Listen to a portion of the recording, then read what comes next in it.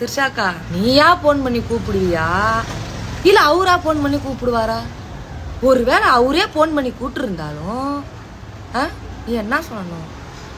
இல்ல விஜய், நீங்க இப்ப முதலமைச்சர், நீங்க முதல்ல போங்க, நான் பின்னால வரேன். காரோ வேனோ பஸ்ஸோ பிடிச்சி சொந்த பந்தத்தெல்லாம் தெரிஞ்சவங்களெல்லாம் கூட்டின்னு போறது இல்லையா? அந்த மாரி கூட்டின்னு போயிருப்பாரு. அந்த அக்கா எங்கன்னா வழியில நின்று இருந்திருக்கும், கையை கையை காட்டியிருக்கும், சரி தெரிஞ்சவங்களாச்சுன்னு ஏற்றின்னு போயிருப்பாரு. அவ்வளோதான். நீங்க நினைக்கிற மாதிரிலாம் வேற ஒன்றும் கிடையாது. போங்க, போய் வேலையை பாருங்க, போங்க. அட போங்கங்க. சிரிப்பானுவலி வந்து கமெண்ட்ல வேற சும்மாவே சிரிப்பானுவலி. காலில் சலகையை கட்டி ஆடுவாடுவோம். எனக்கு சொல்ல, சரி போங்களாம், ஒரு நிமிஷம் போங்களாங்க. அண்ணா அண்ணா விஜய் அண்ணன், சிஎம் அண்ணன், சத்து காதை கொண்டாது கேளுங்க, நான் சொல்றது கொஞ்சம் கேளுங்க. முன்னாடி தானே நீ நடிகர்ன, அதனால நீ போவன. இப்ப தமிழ்நாடு முதலமைச்சர் இந்த மாரி போட்டா ஏற்கனவே கொளுத்தி போட்டு கொழுந்து விட்டு எரிய வைக்கிறானுவ. இந்த மாரி வீடியோ வந்தா கடாய வச்சு வறுத்து எடுப்பானுங்களே, பதில் சொல்ல முடியல.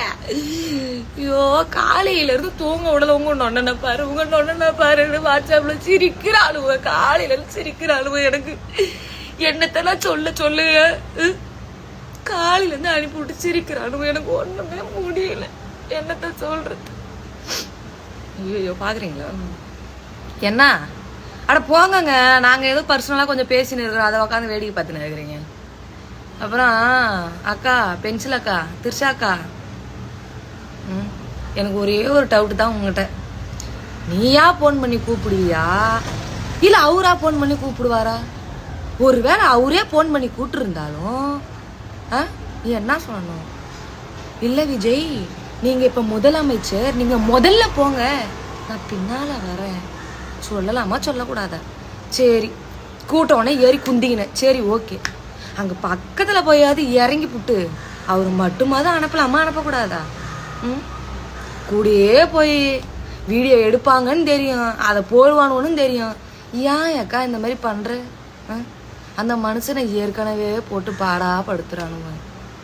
நீ வேற எங்க போனாலும் இப்படியே போற. ஏன் இது வேற பேச முடியல. ஒன்றும் கமெண்ட்ல வந்து சிரிப்பானுங்க. அந்த நினைச்சாதான் எனக்கு பேச முடியல இப்போ. அண்ணா தயவு செஞ்சுண்ணே, இந்த மாரிலாம் வேணாண்ணே, தனியா எங்கன்னா வச்சுக்கின, இது வேணாண்ணே. டே எவன்டா அது? இருங்க, எல்லாரும் பாக்குறாங்க வீடு.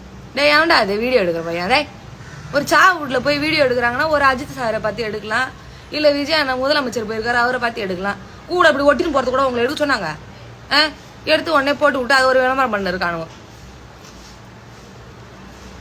அது ஏஐ மக்களே, அவ்வளவுதான் சொல்லுவேன் நான். அது ஏஐ. போங்க, போய் வேலையை பாருங்க. போக மாட்டீங்களா? போங்களாங்க, நிம்மதியா அழுவாது விடுங்க, போங்கங்க.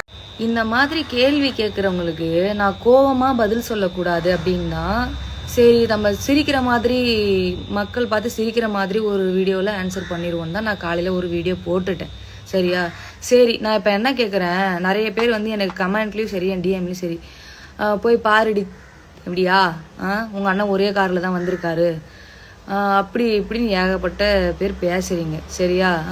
இவ்வளோ பண்ணி நீ இன்னும் முட்டு கொடுத்துட்டு உக்காந்துருக்கியா, போய் அவனை அதை பண்ணி இதை பண்ணுன்ட்டு கமெண்ட் போட்டுட்ருக்கீங்க, எனக்கு ஐபி போட்டுட்ருக்கீங்க. ஒரே விஷயம் தான், நான் சீரியஸாக பேசுகிறேன். இப்போ என்ன, அவங்க காரில் 2 பேரும் ஒன்றா போனால் என்ன, தனித்தனியாக போனால் என்ன? இதுவே நானாக இருக்கட்டும், நீங்களாக இருக்கட்டும், ஏன் உங்கள் ஃப்ரெண்டுங்க கூட பல வருஷமாக ஃப்ரெண்டாக இருந்தீங்கன்னா உங்கள் ஃப்ரெண்டுங்க கூட போக மாட்டீங்களா ஒரு இடத்துக்கு ஒன்றா? கேட்குறேன் நான். ஒன்றா போனதுனால இப்போ என்ன தப்பு? அந்த ஃப்ரெண்ட்ஷிப் எதுக்கு கொச்சப்படுத்தி பேசுகிறீங்க? மண்டையில் எதனா இருக்கா உங்களுக்கு?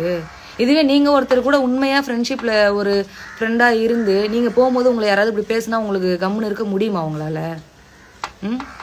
அதை எடுத்து வச்சுக்கிட்டு என்னமோ மீடியாவில் மீம்ஸ் போட்டுன்னு இருக்கிறீங்க, ஆளுக்கு கமெண்ட் போட்டுன்னு இருக்கிறீங்க.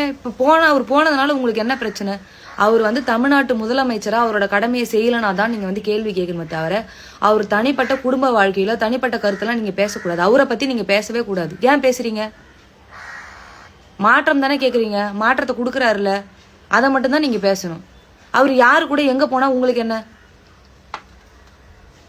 ஒரு ஃப்ரெண்ட்லியாக ஒரு இடத்துக்கு கூட போகக்கூடாதுன்னா நீங்களாம் வந்து ஒரு ஆள் நீங்கள் கேள்வி கேட்பீங்க, அதுக்காக அவர் வந்து இவங்களாம் கேள்வி கேட்குறாங்கன்னு அவர் போகாமல் இருப்பாரா? கேட்குறேன் நான். இன்னும் ஒரு டெத்து வீட்டுக்கு தான் போயிருக்கிறாங்க. கல்யாணத்துக்கு போனாலும் குத்தன்றீங்க, சாவு வீட்டுக்கு போனாலும் குத்தன்றீங்க. இதில் வேற இந்த மீம்ஸ் பேஜெல்லாம் வேற போட்டு மானாவரியாக பேசி வச்சிருக்கீங்க. மீம்ஸ் போட்டு எடிட் பண்ணுறன்ற பேரில். அவர் முதலமைச்சராக தன் கடமையை செய்யலைன்னா நீங்கள் கேள்வி கேளுங்க. மக்களாகிய நம்ம எல்லாருமே கேள்வி கேட்கலாம். தனிப்பட்ட குடும்ப விஷயத்தில் போயிட்டு இல்லை ஃப்ரெண்ட்ஷிப்பில் போயிட்டு எதுக்கு இதெல்லாம் வந்து பேசிட்டு கிடக்குறீங்க? இதெல்லாம் மனசாட்சின்னு ஒன்று இருக்கா உங்களுக்கு? இதில் வேற என்ன வேற வந்து மானாவரியாக திட்டின்னு உக்காந்துக்கிறானுவோ. என்னத்த சொல்றதுன்னே தெரியல. இவங்க பேசினதை பத்தி நீங்க என்ன நினைக்கிறீங்க அப்படிங்கறத மறக்காம கமெண்ட்ல சொல்லுங்க. அண்ட் இது மாதிரி அப்டேட்டுக்கு சினி ஸ்டாட்டிக்க சப்ஸ்கிரைப் பண்ணுங்க.